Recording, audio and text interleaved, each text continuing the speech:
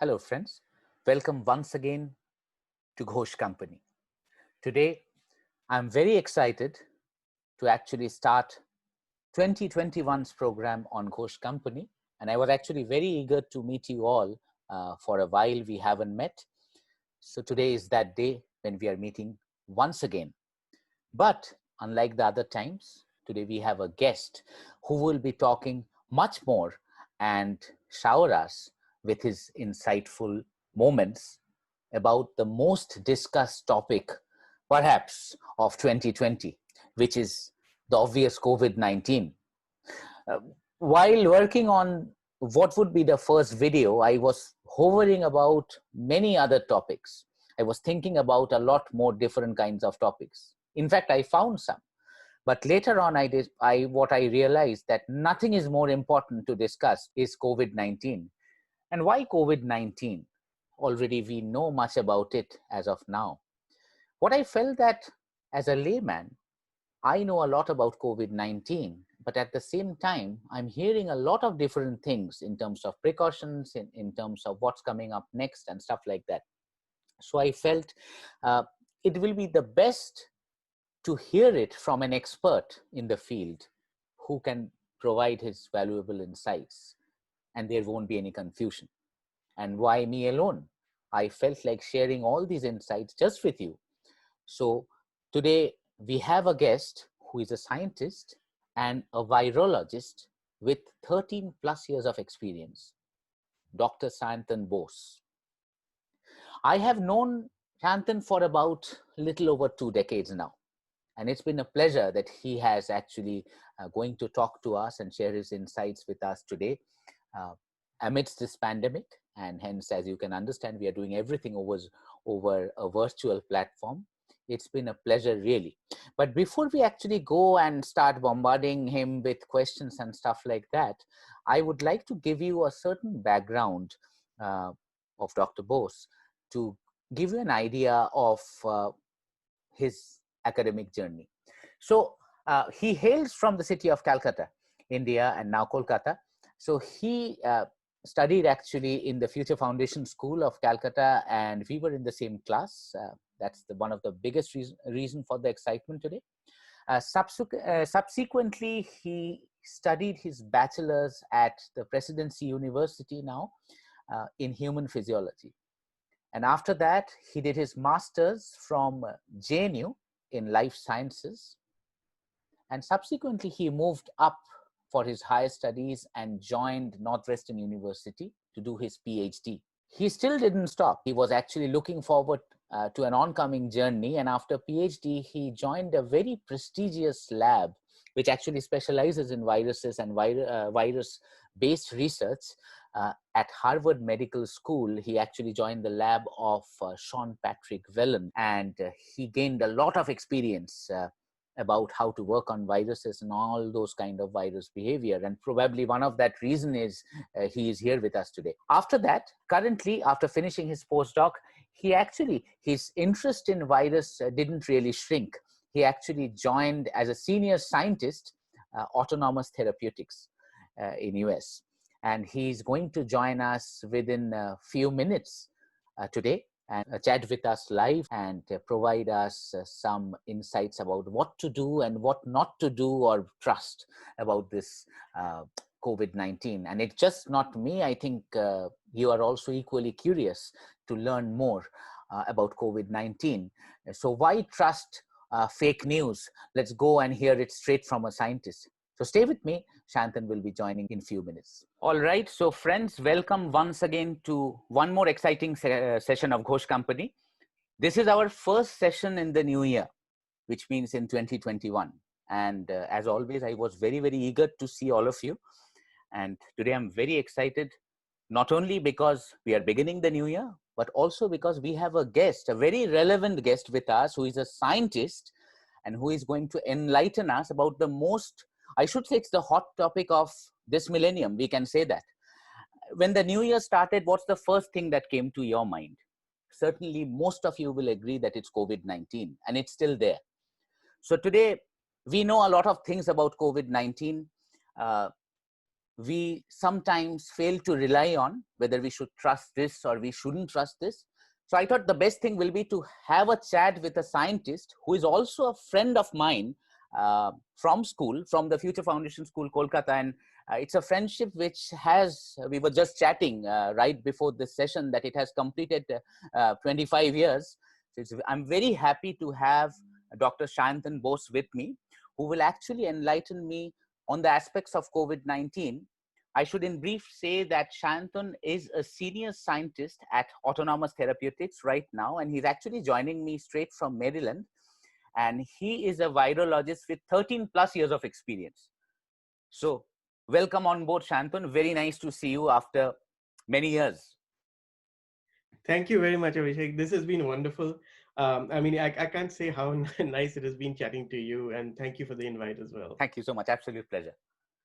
So tell me a bit about, as we are starting this session, tell me a bit about this COVID-19 thing. Like, give us an overview of what is this COVID-19 and what is this COVID-19 variant now, because we have something more in the story.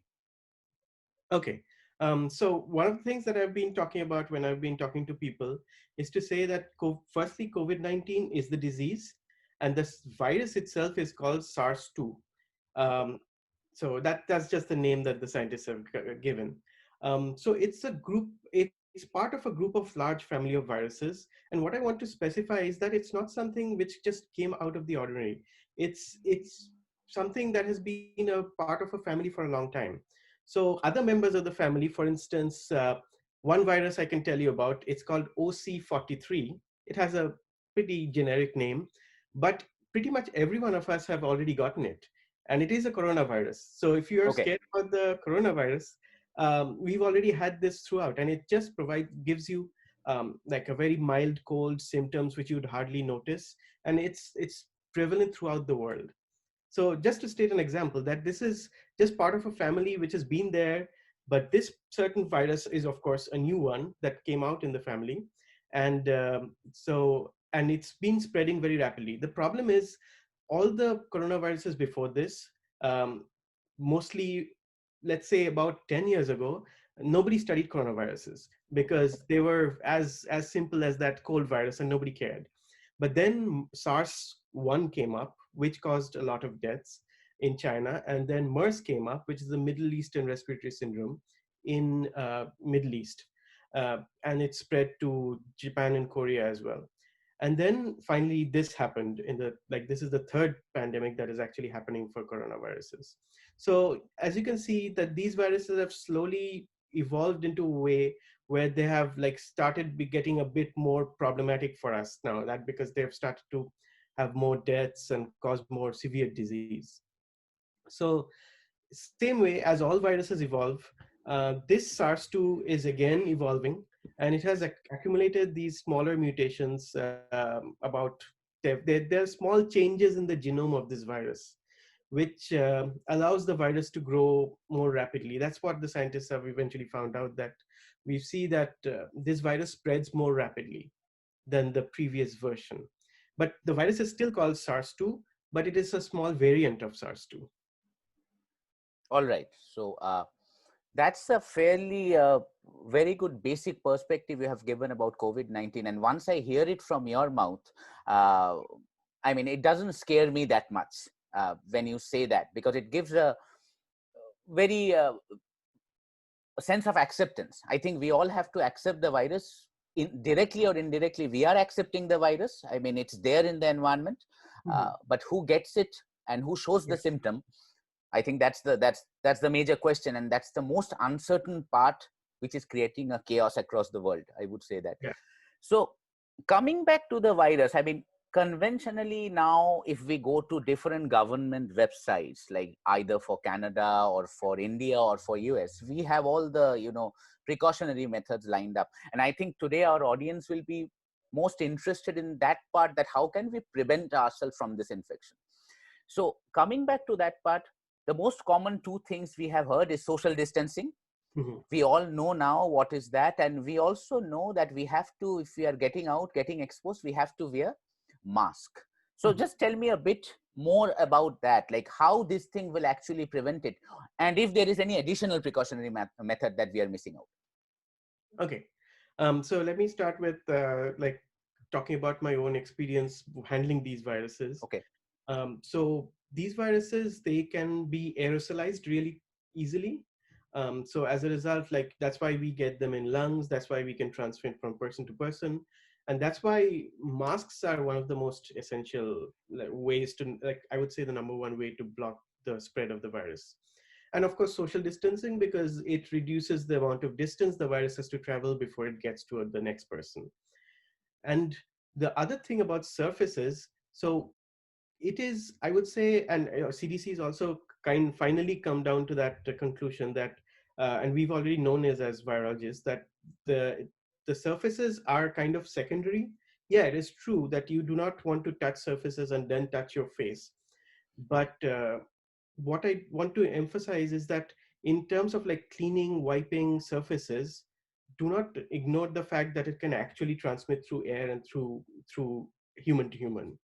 So always keep the mask precaution, keep Okay. the mask on. And as a result, what will happen is that even if you touch a surface, you can't really touch your face because you have a mask on. So it kind of is works both ways. You can still touch your eyes, so it can get in through the eyes as well.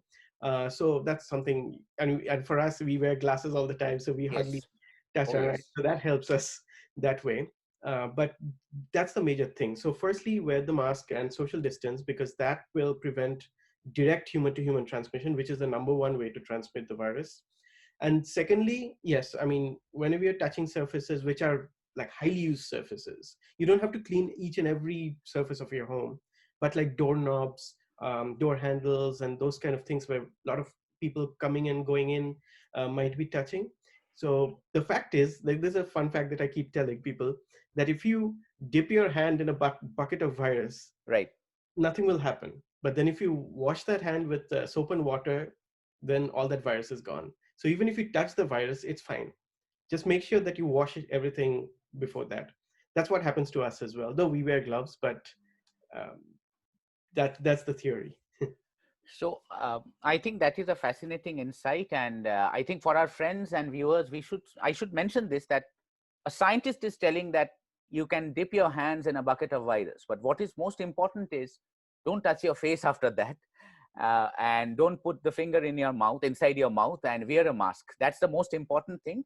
And I think, as Sayantan mentioned, that soap is the biggest enemy, or a detergent is the biggest enemy of this virus. That is the picture I'm also getting. And he also mentioned something.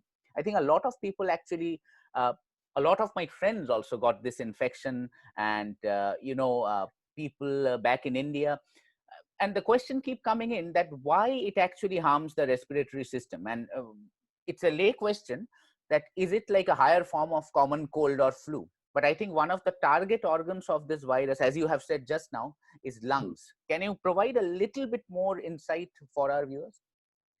Yeah, so it is just in terms of affecting the lungs, it affects in the same way as flu and other viruses does. So it gets in through our nose or mouth, goes in through our airway, enters the lungs, and then it triggers a response. So this is what kind of makes it a little separate from other viruses, that it triggers a response telling the body that there is like a major, there's something major happening right at the airways itself. So our body exchanges air through with blood, sorry, exchanges oxygen and with carbon dioxide from air into our blood. And there's a surface that is between these two, which separates the outside air with our lungs. So the virus infects this surface, and then as a result of this, the body is triggered, body's immune system is triggered, and there are these immune cells that come in and kind of, in trying to destroy the virus, it also destroys those lungs and alveoli, or what those surfaces are called. So that's the major problem with this certain virus, that it triggers that response, which actually causes the body to damage itself more. So that's why when people get really severe cases and they die, they often, it's said that it's like drowning. So people are unable to breathe. That's why the respirators and all the different medical processes trying to keep people breathing. that the lungs, the surfaces of the lungs where the air exchange happens, Mhm. is completely blocked off. And this happens mostly due to the body reacting to itself, not to the virus. All right. It's something like a autoimmune response, Autoimmune if I reaction. understand. It's kind of like that, but it's not classified as an autoimmune reaction. It's a reaction to the virus, but it's an overwhelming reaction to the virus.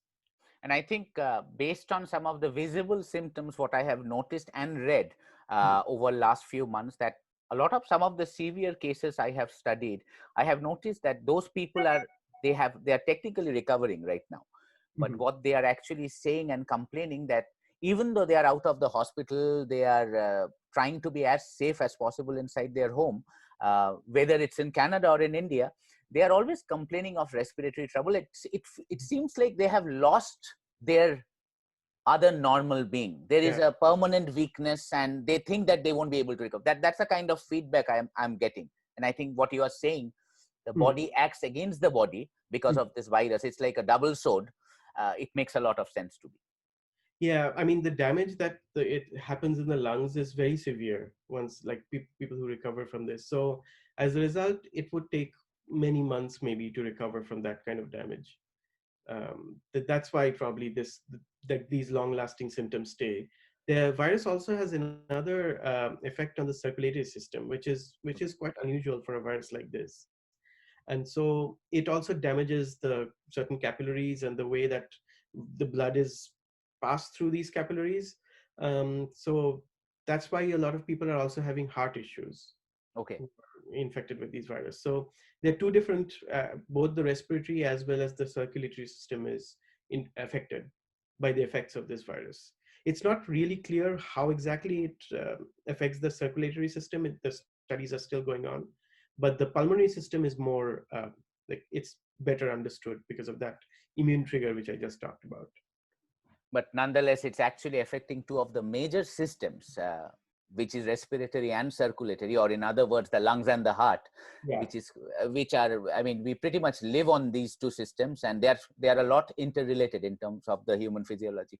So I think what the message that I'm trying to get from you is, even though, I see a lot of people, and I think we all are experiencing this, and this is something I would like to share with the viewers, that even though I don't have the symptom for many months, Mhm. it is critical to protect myself and take the precautions, because if there is a damage, that is going to Yeah. be a significant damage, and I'm going to blame myself. Yeah. And even if uh, I don't show symptom, and I'll come to that part, Mhm. for months I never get it, I can still have the virus and I can actually infect a different person Yeah. uh, with whom I am interacting, or by accident, because I'm visiting grocery stores, I'm driving, I'm getting down at the parking lot, there are other people. So it's very critical not only to protect ourselves, but also protect ourselves for the sake of protecting the environment and other people. So it's a community thing that we have to. So follow the rules. That's the message I would like to give, which is critical. It's easy, but I mean, following the rules are really easy. We don't have to do too much. Wear a mask, and the mask. When I say this, I think Shantan would agree. The masks are meant to cover the nose and the mouth. They should Yeah. not Exactly. hang under the chin. See, today we are chatting without the mask. It's phenomenal because we are sitting inside our rooms. Yeah. But mask should cover the nose and the mouth, and it should not hang, underneath your chins, Yeah. or dangle onto your ears. So don't do that. So coming back to the next part as we move on, we were fairly hopeless the way the virus was spreading. But slowly and steadily, there were some promises that came along, and now a lot of people are getting the benefit. I'm sure it's getting there worldwide. Uh, Before going into that, this is something that actually excited me, and I want your insight on that observation. And then we will come back to the most exciting part for the viewers, which is actually the vaccine part. Uh, Initially, a lot of people drew a lot of correlations based on this COVID-19. For example, there was an initial observation which prevailed around summer 2020, that some countries will be devastated, which is and the first example that comes to my mind is Africa, Mhm. because they have a developing system of healthcare, and some of the facilities are actually missing or very much compromised, and they will be devastated by COVID-19, and that didn't happen. Mhm. Rather, there are some countries like Singapore and stuff like that, and Thailand, which are actually doing very well. Like, these correlations that were predicted didn't really happen. Do you have any insight on that? Like why this is so? Why some countries are actually better? If there is any factor that is responsible for this. So like as I said, like nothing has been very scientifically proven directly, but there are some hints that have come out through some of the studies that could shed some light on this. Firstly, in a lot of countries, including India and a lot of part of Africa, Right. major part of Asia as well, do have these OC43 like viruses, this viruses that are part of the same family, pretty much endemic. So as you know, like in India, when we were growing up, we would be getting colds all the time. Absolutely. And Absolutely. yeah, and we would be just recovering from them all the time. There wouldn't be that much of precautions taken, or like it would just spread throughout the community very quickly. So what happens is, when we get infected by these other viruses which are not SARS-2 but of the same family, they have some kind of similarity between these viruses, which allow them to develop antibodies which act against SARS-2. So even if you develop some antibodies against, let's say, OC43 or some other coronavirus, Right. these antibodies might actually be effective against SARS-2. So, so that's one of the theories, that maybe these regions have been getting, these viruses are endemic there. They are happening there all the time. So maybe these people already have, or we, all of us, like who are from that area, already have some of those antibodies. And so as a result, if the infections might be less severe for SARS-2, or it might be like, might get even blocked. And the other one is, there there was a, it wasn't a scientific assessment, but it was more of a correlative assessment between the BCG, Bacillus calmette-guerin vaccine, and the severity of SARS-2 disease. So just by correlation, no scientific actual experiments, it was found that people who had the BCG vaccine Mhm. seemed to develop less severe SARS-2 or COVID-19 symptoms. So that, though, even though Bacillus, the BCG vaccine is against a bacteria, so it's not against a virus, but Right. it activates some molecules in the lung which might prevent the infection of SARS-2. So it's like it kind of triggers the lung immune system to a certain level, just so it non-specifically blocks all sorts of pathogens, including SARS-2. Okay, so you're kind of saying that uh, with the BCG example, and also to have a certain exposure to common cold or flu, you can say, I mean, although it's not a scientific evidence, it's just a general observation.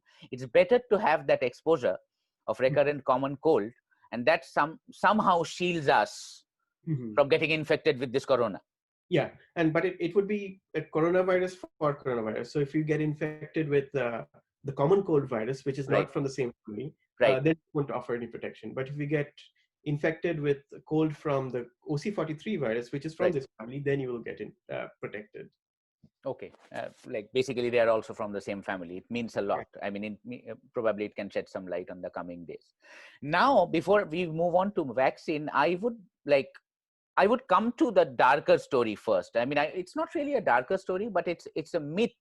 Uh, and we don't know whether it's real, whether it's unreal. This herd immunity, the concept of herd immunity and community transfer. Even I was speaking to a friend a couple of days before, and I heard that this is particularly in India. A lot of people, because of the, in India, the population is huge. A lot of people are now speculating in certain regions that, if we don't wear mask and deliberately get ourselves exposed to the COVID-19, it's actually better, and it will actually help us not to get infected further, or live with it. We will probably develop some kind of a protective response and live with that over the coming years. How true or false is that? What's your view on that? I'm just curious. Sure. I mean, so herd immunity is, I mean, I would say, I would define it first generally what it is. It's the immunity that the whole population gains when about 70% of the population have antibodies Okay. against a certain virus. So 70% of a population has been exposed to that virus one way or the other. Okay. So first, you can get it two ways. First, you can actually have 70% of the people infected with the virus, just by not wearing masks or not following any regulations, as you mentioned. And secondly, you can have 70% of the population um, having antibodies because they have been vaccinated. So both cases, you would have herd immunity. But here's the big difference. 70% of the people who are infected with the virus, that population will have way more deaths than the 70% of people who have been vaccinated. Because the virus will kill you, the vaccine won't. That's the bottom line. So if you get the herd immunity through the virus, a large proportion of people will die. But if you get it through the vaccine, that proportion of people won't die. So that is the biggest difference. So eventually we will have herd immunity, but if we have it through vaccines, you can reduce the deaths to way low levels and severe disease to way low levels. And also, I think the herd immunity and getting exposed to the virus is not good, as you were saying, because this is Yeah. also another observation that not all people or not all subjects are actually reacting similarly to the viruses. As I say, some people are absolutely asymptomatic, some Yeah. people are showing serious symptoms, and some people are just showing flu-like symptoms, going to the hospital and coming back home. I mean, I think we both know these all three different categories of people by now through our friends and surroundings. That and do you think it's because of our own immune system, the way it works against the virus? Like, That's still not clear, actually. I mean, it's one of the biggest questions, basically, why some people get that. And it could be not just the immune molecules, but certain other molecules like the virus receptor itself, like whether some people express more of the receptor. The receptor is a protein that the virus binds to in order to get into cells. So for this virus, it's a molecule called ACE2, ACE2. So whether some people express it more or not, I mean, that's still under study. So that's one of the aspects, or it could be the immune system, it could be the innate immune system, which is the first response to a virus. It could be the adaptive immune system, which is the later on development of antibodies very specific to this virus. It could be a wide variety of things, but it's still not clear yet. and thank you for bringing that up, particularly ACE. And Mhm. I would like to remind the audience that this ACE molecule, if I remember from my studies many months back, it's actually mostly sitting on the surface of the lung. Is that fair to say? Yeah, it's pretty prevalent in some other tissues as well, but the lung has a high level of ACE2.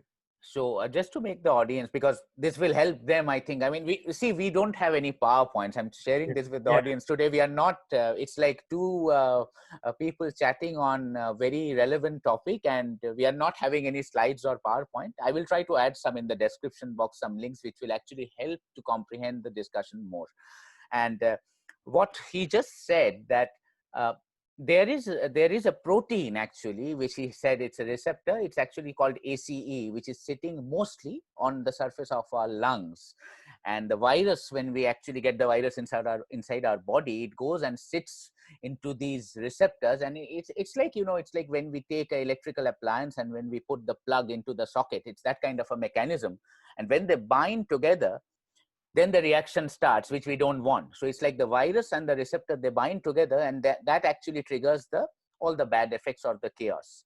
So, and understanding, and the whole point of the medical science or the clinical science is to break this reaction, or we don't want the virus to go and sit into our lungs and bind those receptors, because if we break this association, we are going to prevent it.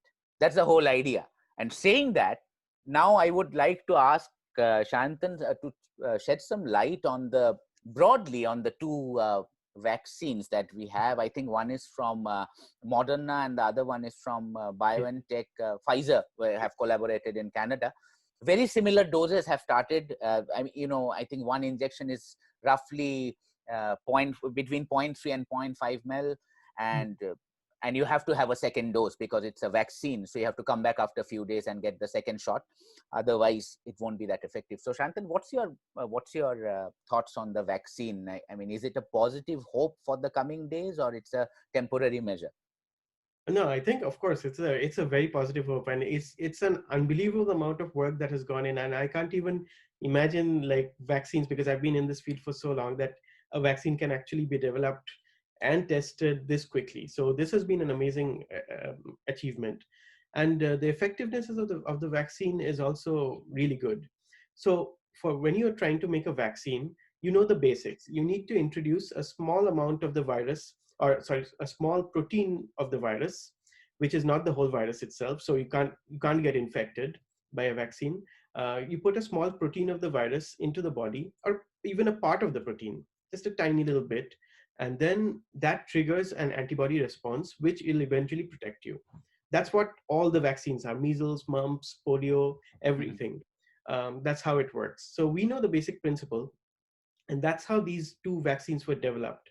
The problem here was how to produce good amounts of this protein in the body and to deliver it. So this technology, using this thing called mRNA, what you would have heard a lot, is basically putting a little bit of genetic material in or of the virus, uh, which will actually make more of the protein.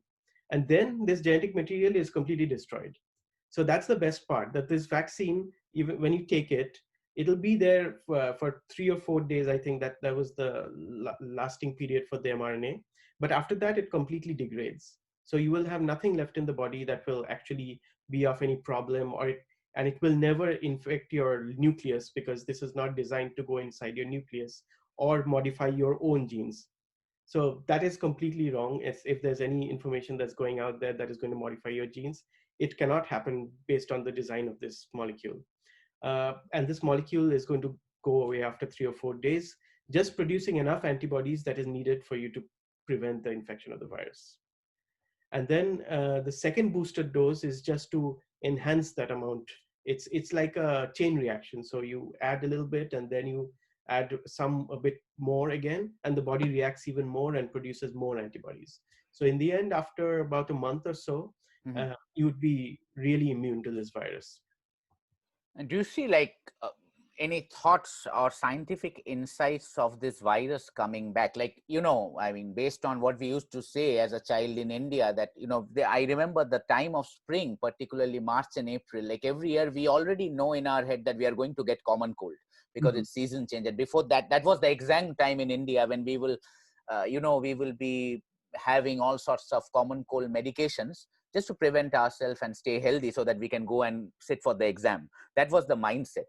Do Yeah. you think that COVID-19 also has that kind of a thing, that it's a recurring thing, that even after we are vaccinated, it has a tendency to come back on a recurring basis? I mean, or when it's gone, it's gone. No, I think the amount of spread that has happened now, like it's literally reached every point on earth at this point. So it's always going to be there with us. And so the vaccine will be necessary. It's like measles. Like, measles is still there, it's with us, but since most of us are vaccinated, we hardly hear about it. Oftentimes, when there are large unvaccinated groups, immediately measles kind of spreads through those Right, populations. right. So it's going to be like that. So it'll be kept at bay because of the vaccine, but it'll always be there. Unless we get a massive amount of vaccination, like what happened with smallpox, that it got completely eradicated, this virus is going to stay like measles. And it's the same vaccine for COVID-19, which will also be effective against the variant, I'm guessing, right? Like, That's being tested right now. okay, It's assumed that it's going to be, because when that protein that is put into the, like in the vaccine, when it generates antibodies in our body, it generates a wide variety of antibodies. So even if some of them don't work, others might work. That's the theory. So I think both Pfizer and Moderna are testing it against this particular variant. and that is a brilliant point that actually Sayantan has mentioned today, that it's a very large amount of basic research actually that has been recognized once again because of this year of the last year 2020, just 2 days back. And this I read a story with the scientist who actually discovered this vaccine. uh, Initially she didn't get the recognition for many years, and all her research were actually, they were lying on the table. And eventually today all her hard work for years has ultimately paid at a very wide community level, because we have the vaccine. And I think I would like to highlight something again that Shantan has mentioned, that this vaccine is actually it's a RNA molecule. And I'm going to put up certain information on this vaccine on our Ghosh Company's Facebook page and also probably in the description box, so that like, a lot of people have asked me, what is actually a vaccine and what is its composition? So I will put those things. And this is actually RNA molecule, and normally these RNA molecule, these are not stable. Like, something like a protein is a very stable chemical inside our body. But RNA is not that stable. And that's what Sayantan has said, that when we take the vaccine inside our body, it doesn't last for that long, and it ultimately gets destroyed by our own system, which is actually a great thing. So we don't have any potential bad effects from that vaccine. And the vaccine actually mimics some aspects of this bad COVID-19 virus. And the body thinks that it has the real virus, which it's not. It's actually the vaccine, and the body develops a protective mechanism. So now when the real virus comes from outside, they cannot attack our system. I think that's the whole basis of vaccination, if I understand. Yeah, exactly. Yeah. And is there any insight that you have developed while studying viruses for so many years and seeing how things are going? I know that scientists will look at things at a very different way. Is there any personal insight that you developed or you predict by looking at the COVID-19, that this could have happened, or always these kind of viruses or of this family should behave like this, but this is a unique behavior? Something you can share that. Oh yeah. So this brings to a very interesting point, and to kind of build up on the fact that of basic research that you were saying, and the importance of basic research. So for years, there's a field called virus surveillance, which actually which collects viruses from wide variety of environments, from caves, from trees where bats live. Like bats carry a lot of viruses, and then there are people who actually go there, collect bat droppings from caves, from trees, and then take these back, sequence them, and find out what kind of viruses live in there. And you'd be really surprised. And there have been so many papers that have come up in the public domain. It's open for everyone to see that there are so many viruses out there in the environment. And this is something that is kind of like, we know that there's a chance that any of these can actually one day be like be one of these large pandemic or even an epidemic outbreak. So these kind of studies are really important in predicting what kind of viruses out of these, the ones that have been found in the environment, can actually make that jump into humans. So there are people who are doing mathematical modeling, trying to figure out like what changes can happen in a virus in order for it to move from an animal to a human. So those kind of studies, I mean, it's really important at this point to kind of focus on those studies here, because to prevent the next pandemic, so that we know that these are the viruses out of 1,000,000 that are potential pandemic, that have a pandemic potential. Right. And then we can actually kind of try already in advance, preemptively, start developing vaccines or start developing antivirals against these preemptively. It's kind of something what my company does currently. So something which will affect, like if you develop an antiviral or a vaccine, it will affect or it can block all the members of family. So something pan coronaviruses or pan other families like paramyxoviruses or something like that. So those kind of ideas are now coming up, and I think that those are in basic research, those are really important.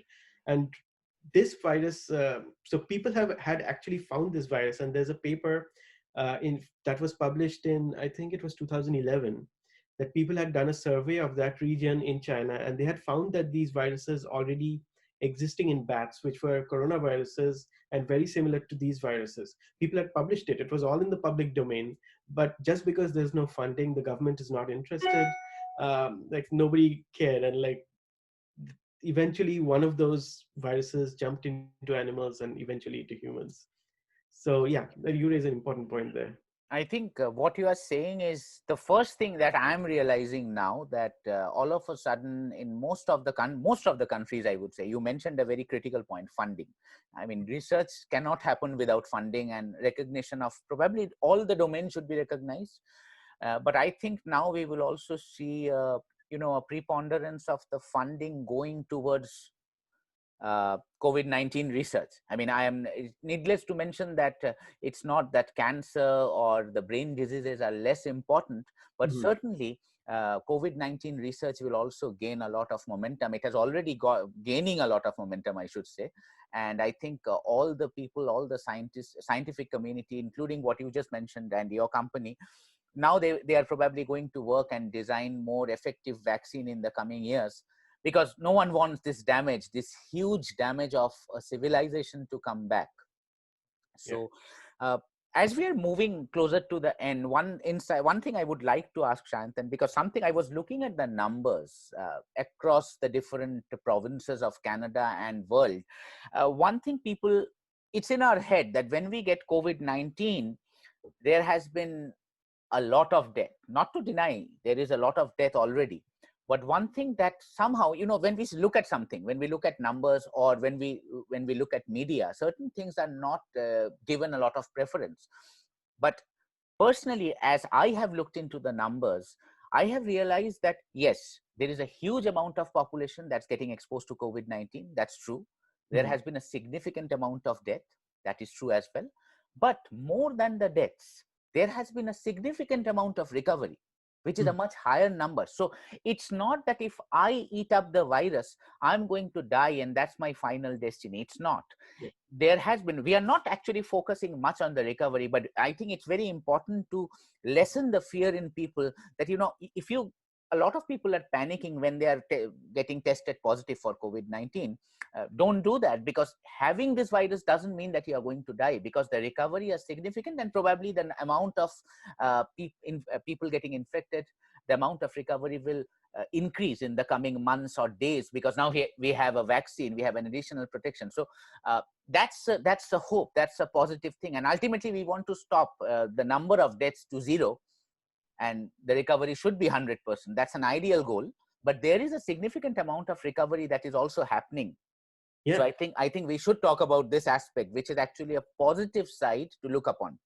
Yeah, exactly. And I would actually like to bring up my own experience as a virologist and kind of include this point in that as a virologist, so right from the beginning, when this pandemic started and we saw that this could go into a pandemic potential, so one of the first thoughts that came to my mind was that there are two different ways that you can go. You can either be extremely careful, you can be like really stressed out and affect like every aspect of your life, or you could be completely carefree, not wear masks, and we did not take any of the precautions. But as scientists and as virologists, we are taught to follow the middle path, which is not to go to any of these extremes, that follow the proper regulations, trust the science, and then you will definitely have the goal you will definitely be able to prevent this virus from infecting you. And so if you follow your regulations, not be too scared, not be completely scared stiff of this virus and what it could come from various different sources, that it's flying around. It's not like that. If you understand the science really well, you try to understand as much as you can. If you read a little bit of books, then and listen to a few talks and just try to understand the basic science, it really helps a lot in kind of calming your mind and kind of bringing you to that place where you are more relaxed, but you still follow the precautions, you follow everything to the rule, and that is the best state where you can be throughout this pandemic. And yes, as again, it's very, very important that from a scientist mind, from a scientist perspective, that we have learned today, that it's very important to follow the rules, avoid the fake news, and focus on the right thing. And after all, it's like falling sick and following the rules, and you have to recover from that by whatever method we have to embrace. So please don't panic, and I will personally try to put up some important links in the description box, as I have said. And before we actually end the discussion, and we are really getting closer to the end, and I cannot actually calm myself down without asking the question, what are the kind of controversial things that you have heard about this COVID-19, or the real myth that as a virologist, tells you that, oh my goodness, this shouldn't, I should prevent this? Have you heard anything like something like a magical thing, if you do this, you won't be getting COVID-19? You can actually share that. Oh, I mean, I think a lot of those theories are like drinking hot water like it's going to wash the virus down, or drinking alcohol, which is going to kill the virus. But that's not true. I mean, the virus is in your lungs, and if water gets in your lungs, then before the virus, you will die of asphyxiation. So that's not true at all. And then, of course, various different like hydroxychloroquine, that never was proven, and then like there was a lot of issues, and it wasn't real. So things like that. And what else? And then people, what I've talked to, when personally, like people that I know, they have been so freaked out about this that they've been visualizing virus like flying around everywhere. So yeah, I mean, people have been like gone into serious depression, and it was like a serious mental issue, because they couldn't even, like, they would think that the virus is like the outside of their doors are covered with virus, so they wouldn't open the doors, things like that. Yes. So And I think mental disorders or depression it's getting associated a lot mhm, with the viruses. And in Canada, there is a study that's coming along. Every day, almost, I read the updates of this news in the line of what you said. It's especially a younger population. It's a secondary effect because they are absolutely, the younger population they like to move around. And yeah, now they are stuck inside home and they're absolutely sitting in front of the laptop, just like us. And that is actually creating a lot of depression because schools, semesters, uh, all sorts of exams. A friend of mine has defended her PhD thesis, and that was online, yeah, and everything has become online pretty much. no So social this interaction. is creating a lot of depression as people just cannot move out. So I Yeah, think, and the community is also worried about that, because now, in order to check the virus, we have to check something else. So yeah. these things are there. I think it's a very nice insight that you have brought into. So with that, we have pretty much come to an end of this today's session. And before I move on, and I would like to just reinstate that for the audience, definitely do subscribe to our channel if you would like to watch more insightful videos like this. And that's a promise, especially in the new year. There will be more insightful stuff like this, possibly more interviews and other stuff that will actually create more awareness. That is always the goal of Ghosh Company. And what have you felt from this interview? What have you learned? Did you feel motivated from uh, the roads that has been shown to us by Dr. Sayantan Bose? And if you feel so, if you have any further insight, if you have heard something like a crazy story, like drinking something will kill the virus, feel free to share that in our comment section. And finally, I would like to end this session by, Shantan, your uh, vision, that any parting advice you would like to give to the people who are struck by the pandemic, which is pretty much the entire world. uh, I would say it is kind of like that one liner, keep calm and carry on. That's been like the British motto for a lot of things.